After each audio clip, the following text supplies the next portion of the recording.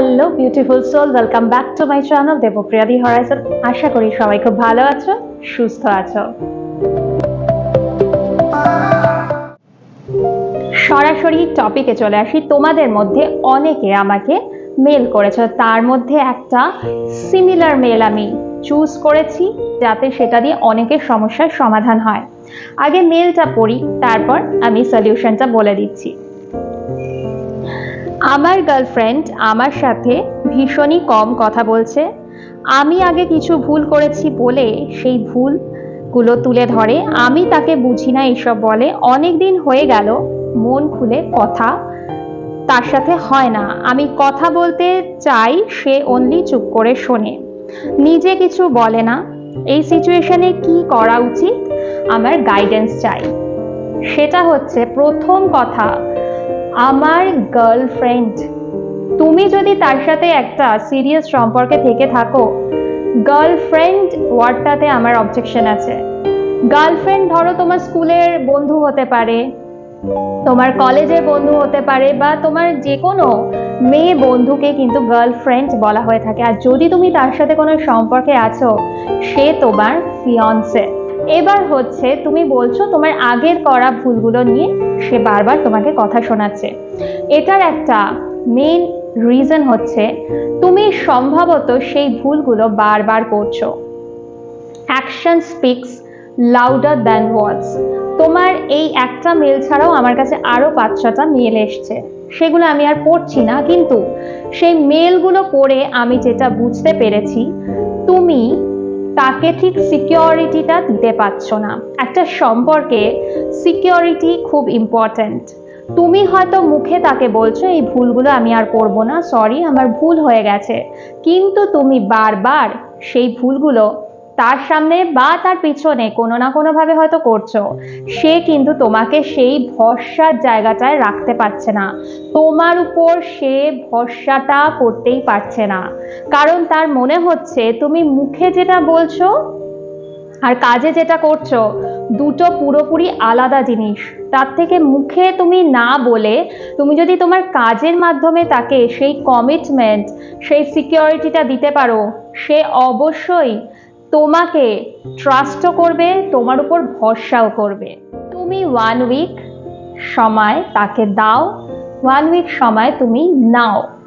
সেই সময়টা হচ্ছে একটা স্পেস। তুমি নিজেও ভাবো সম্পর্কটায় তুমি কতটা সিরিয়াস, কতটা কমিটেড, আর তাকেও ভাবতে দাও সে তোমার সাথে সম্পর্কটায় কতটা ইচ্ছুক।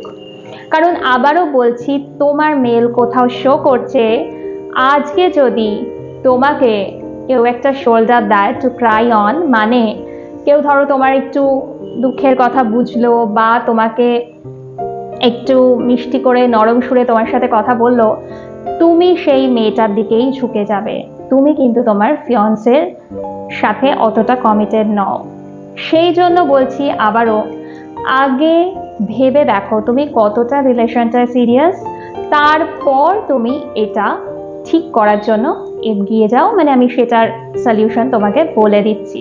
তার আগে একটা ছোট্ট টিপস দিয়ে দিই, দুনিয়ার সেই সম্পর্কগুলো থেকে শিক্ষা নিও না যেগুলো লয়্যালটি নেই, কমিটমেন্ট নেই, সম্পর্কগুলো সুসম্পর্ক নয়। সেগুলো থেকে শিক্ষা নাও যেগুলো হ্যাপি, কমিটেড, লয়াল রিলেশনশিপ। অনেক ভালো হবে তোমার সম্পর্কটা। নিজের পার্সোনালিটির ওপরে জোর দাও।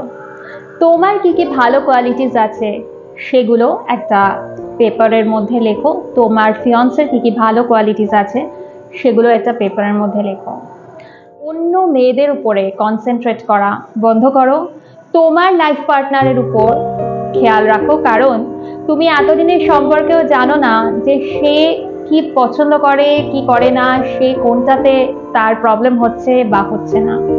এটা তোমার ব্যর্থতা, তুমি তাকে বুঝতেই পারোনি। নাম্বার 3, এই সমস্ত যখন হয়ে যাবে তারপর তুমি 7 ডেজ পরে তুমি তার সাথে একটা কনভারসেশন করো। সেটা ওভার দি ফোনও হতে পারে, সামনাসামনিও হতে পারে। তাকে একটা টেক্সট করো যে আমি তোমার সাথে একটা ডিসকাশন করতে চাইছি, আমাদের সম্পর্কটা নিয়ে। কোন টাইমটা সে ফ্রি বা তার কনভিনিয়েন্ট, সেই টাইমটাতে তুমি তার সাথে ডিসকাশন করো। মাথায় রাখবে 15 মিনিটের মধ্যে পুরো ডিসকাশনটা কিন্তু কমপ্লিট হতে হবে। কোনো এক্সেস কথা বা এক কথা বারবার বলে কনভারসেশনটাকে কিন্তু বোরিং বা মোনোটোনাস করে তুলো না। আর সেই কনভারসেশনটার আগে বাড়ি থেকে ডিসাইড করে যাবে যে তুমি ঠিক কি কি কথা বলবে, পয়েন্ট করে নেবে দরকার হলে। সম্পর্কটা বেশ কিছুদিন হয়ে গেলে একটা বোর্ডম চলে আসে, সেটা হতে দিলে চলবে না। আবার নতুন করে তুমি তার সাথে ডেটে যাও, তাকে সারপ্রাইজ দাও, সুন্দর সুন্দর কথা বলো, তাকে কমপ্লিমেন্ট করো। ফলস কমপ্লিমেন্ট নয়, সেটা কিন্তু বোঝা যায়। জেনুইন কমপ্লিমেন্ট করো, তার কি কি ভালো গুণ বা ভালো জিনিস সেটাকে হাইলাইট করো।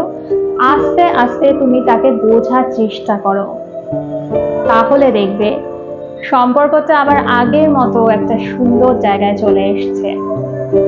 আর কোনো কোনো টেকনিকটা অ্যাপ্লাই করো।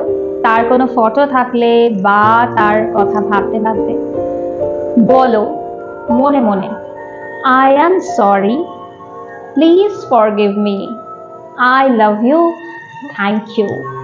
এটা রিপিটেডলি বলতে থাকো প্রতিদিন, বেশ কয়েকবার, 5 বার, 10 বার, যখনই মনে হবে। মিরাকিউলাসলি তোমার সম্পর্কটা চেঞ্জ হবে, তুমি দেখতে পাবে। আর অবশ্যই আমাকে মেলে জানিও সেটা। সব থেকে ইম্পর্ট্যান্ট, এখন থেকে যে কোনো ঝামেলা বা ডাউট বা যা কিছু রাত্রে শুতে যাওয়ার আগে সেটাকে পুরোপুরি মিটিয়ে তারপর শুতে যাবে। কারণ বলা হয় আমরা ঘুমাতে যাওয়ার আগে যে ঝামেলাটা নিয়ে ঘুমাতে যাই, সাবকনশিয়াসে সেটা আরও বেশি বেড়ে যায় এবং সেটা পরের দিন এক্সটেন্ড করলে সেই সমস্যা কিন্তু সহজে মেটে না এবং সেটা অনেক কমপ্লিকেটেড জায়গায় চলে যায়। ছোট জিনিসটাকে ছোট জায়গাতেই এন্ড করে দাও। খুব ভালো থাকো তোমরা, সুস্থ থাকো। আর কমেন্ট সেকশনে কমেন্ট করে জানাতে ভুলো না আর কি কি টপিকে তোমরা আমার ভিডিও দেখতে চাও। আর খুব ভালো থেকো, টাটা।